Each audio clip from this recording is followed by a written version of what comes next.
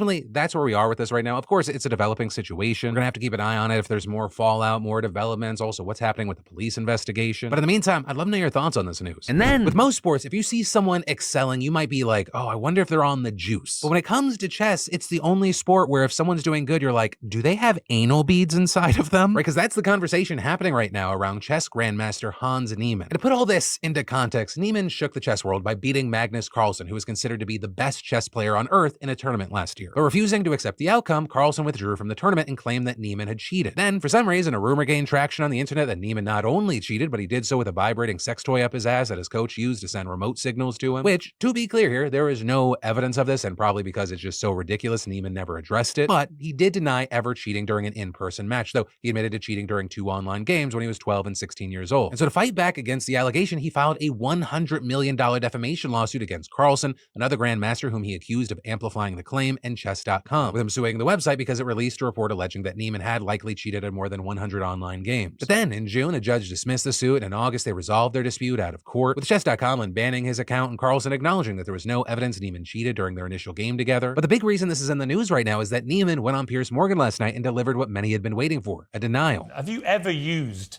anal beads while playing chess? Not a question I ever thought I'd ask a guest, to be honest, but... Well, your curiosity is a bit concerning, Maybe you're personally interested, but I can tell you no. And so that pretty much settles that, unless you think that he's lying, in which case nothing but an x-ray of his empty rectum would probably convince you. But, I mean, assuming Nielsen really is an honest player, this sucks for him. Because no matter what the truth of the situation is, he will forever be known to a group of people who don't care enough to read past headlines as the guy who cheated using anal beads. And then, JP Morgan is paying $75 million to the US Virgin Islands over claims that it enabled Jeffrey Epstein. Where the Virgin Islands were home to Epstein's infamous estate, and Epstein banked with JP Morgan Chase for 15 years between 1998 and 2013. And last year, we saw the Virgin Islands hit the bank with a lawsuit claiming that it just turned a blind eye and continued to finance Epstein amid his misconduct. And so this case was ready to go to trial next month, but now we've seen this massive settlement. And as we always see in these situations per NBC News, the settlement does not require JP Morgan to admit liability, though the bank says they do regret any association with Epstein. And notably, this settlement does involve several commitments to prevent human trafficking and help survivors, with the U.S. Virgin Islands Department of Justice releasing a statement saying that a large portion of these funds will go to local charities to support victims of human trafficking and domestic violence, as well as to DOJ initiatives in the Virgin Islands to enhance public safety and combat crime, with $10 million specifically going to provide mental health resources for Epstein's victims. And on top of all that, you have the bank reportedly making new commitments to identify, report, and cut support for potential human trafficking by setting up new procedures to contact law enforcement, terminate accounts, conduct employee training, and more. The U.S. Virgin Islands Attorney General Ariel M. Smith saying in a press release, "This settlement is a historic victory for survivors and for state enforcement, and it should sound the alarm on Wall Street about banks' responsibility under the law to detect and prevent human trafficking. Our DOJ tirelessly pursued this enforcement action to make it substantially harder for traffickers to finance their crimes in the future, and we are confident this settlement will help achieve that goal." And then on top of all that, JP Morgan also announced that it reached a separate settlement with James Staley, a former executive that the bank sued this year. He was in charge of the Epstein account, and JP Morgan claimed he covered up Epstein's actions, but the details of that settlement are confidential. Though notably, this $75 million settlement is just a little bit compared to the whopping $290 million settlement JP Morgan already agreed to pay over a suit brought forward by Epstein's victims. And then there's something a little bit wrong with all of us that love roller coasters. Like, the more that you think about it, really, you're strapping yourself to some clunky machine that just whips you around, so what, you can simulate what it feels like to almost die? You just edge in life. And again, I say that as someone that loves roller coasters, who's jumped out of an airplane. But with roller coasters, if something goes wrong, things can happen like what happened to these people at Ontario's Wonderland theme park this week, right? Because they made the poor decision to go on the lumberjack ride, which is this ridiculous contraption with 2 hydraulic arms shaped like axes that swing back and forth like a pendulum and occasionally loop around 360 degrees. And wouldn't you know it, it suddenly just stops at the tippy top, leaving all the passengers stuck hanging upside down 75 feet in the air. You know, when I say upside down, I mean straight up, 90-degree angle. They couldn't be in a worse spot. And so they're just dangling there with a crowd gawking from down below, and from the rider's perspective above, you can hear them screaming.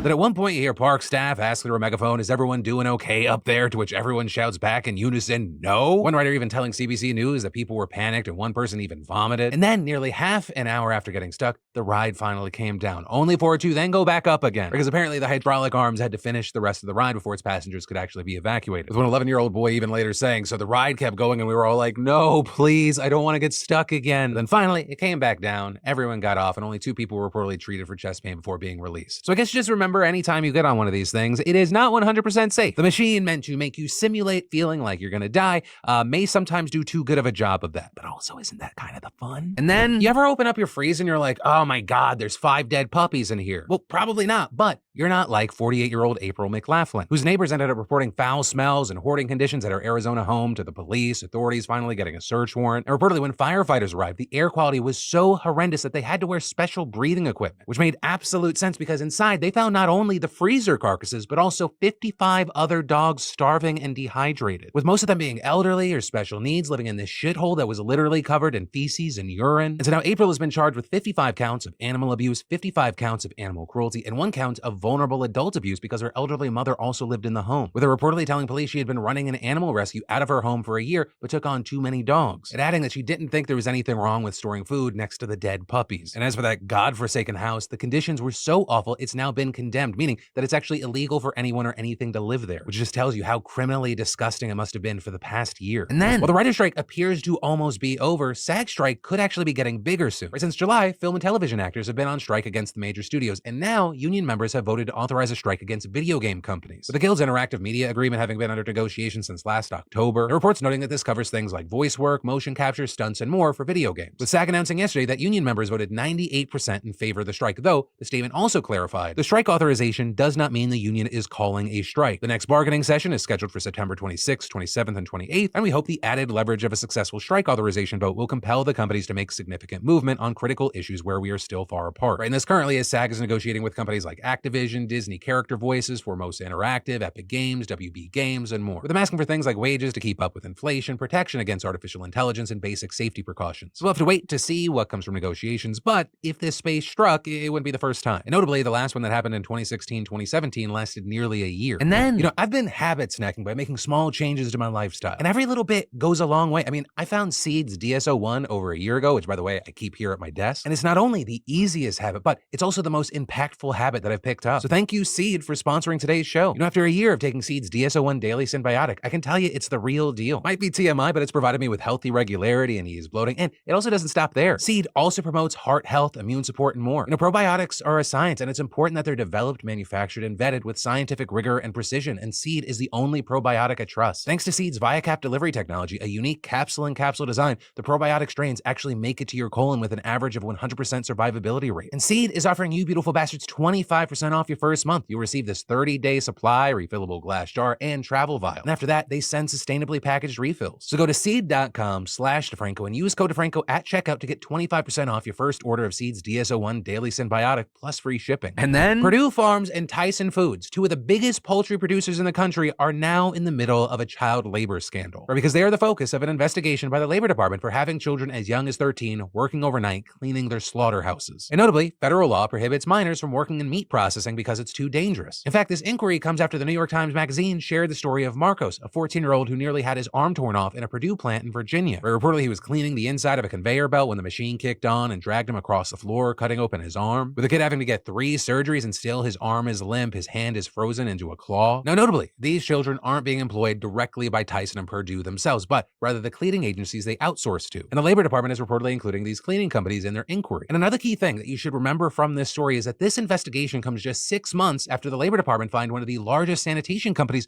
$1.5 million for employing over 100 children to clean meat processing plants in 8 different states. Now, with all this, Purdue said that they are aware of the investigation and said in a statement, "We take the legal employment and safety of each individual working in our facilities very seriously and have strict, long-standing policies in place for Purdue associates to prevent minors from working hazardous jobs in violation of the law." With them also saying they're conducting a third-party audit and child labor prevention and protection measures within their company, including their contractors. However, with Tyson Foods, they say it was not made aware of the investigation and has yet to comment. And as far as the Labor Department, they say their wage and hour division is handling the case and cannot provide any details right now. And then, New Orleans is on the brink of a massive drinking water crisis. Right now, you've got salt water from the Gulf of Mexico threatening to seep into fresh water supplies for millions of people in the city and surrounding areas. And just yesterday, you had the governor of Louisiana officially requesting that Biden grant the state a federal emergency declaration to free up assistance from the federal government. And that coming shortly after the mayor of New Orleans also signs an emergency declaration for the city due to the saltwater situation. With this saltwater intrusion coming as a severe summer drought has seriously shrunk the Mississippi River, causing historically low fresh water levels levels and currents. Or because the mouth of the river is below sea level, some salt water from the Gulf of Mexico typically creeps in, and usually the river's flow is so powerful that it just pushes it out. But because of the severe drought conditions, the river is not strong enough to stop that intrusion, and despite efforts to block the salt water from seeping in, officials warn that it'll soon contaminate fresh water supplies. And that could have major consequences because many local water treatment facilities just aren't equipped to handle such high salt content. So it poses a health risk for the public water systems that rely on those sources.